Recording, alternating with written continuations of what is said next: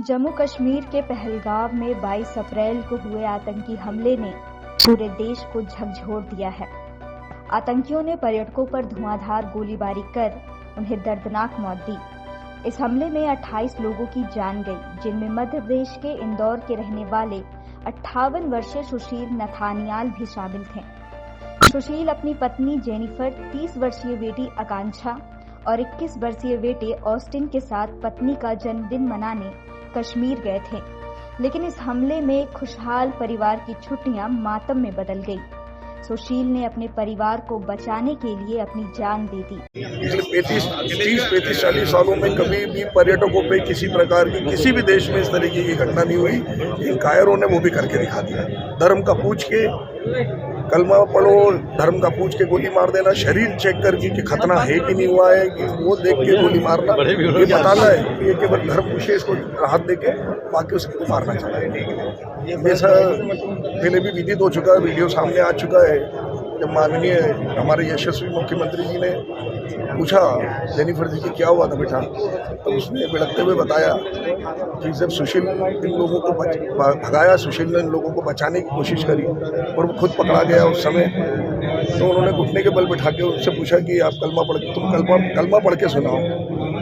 तो वो कलमा पढ़ के नहीं सुना पाया और उसके सिर पे गोली मार दी। इस घटना से सुशील का पूरा परिवार टूट चुका है।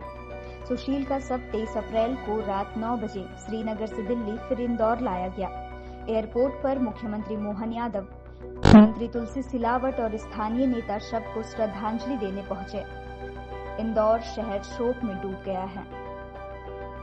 24 अप्रैल की सुबह सुशील नथानियाल की अंतिम यात्रा वीरानगर स्थित उनके घर से शुरू हुई।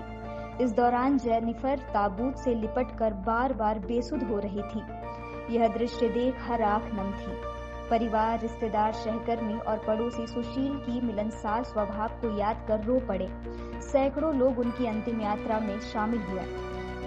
नंदानगर चर्च में प्रार्थना सभा के बाद सुशील को जूली इंदौर कब्रिस्तान में ईसाई रीति रिवाजों के साथ दफनाया गया। पुलिस वाले और आर्मी वाले काफ़ी ज़्यादा हो जाए, क्योंकि वो सबसे ज़्यादा टूरिस्ट वाली जगह है। वो सब किसी से पूछ रहे थे कि मुस्लिम, अगर आप मुस्लिम नहीं हो गोली मार रहे सीधे। मेरे सामने उनने 6 लोगों को गोली मारी। उनसे सिर्फ इतना पूछा मुस्लिम, किसी ने बोला हाँ, तो कलमा पढ़ के बताओ।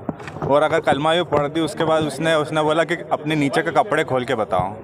और उनने बोला कि खातून नहीं है तुम्हारा, तो सीधे गोली मार दी। वो 15-15 साल के बच्चे हैं। वो कम से कम 4 लोग थे। वो सेल्फी ले रहे थे, अपने सर पर कैमरा लगा के आए थे। आपको भी बोला कलमा पढ़ने के लिए? हाँ। सुशील नथानियाल की शहादत ने आतंकवाद के खिलाफ देश के गुस्से को फिर से जगा दिया है।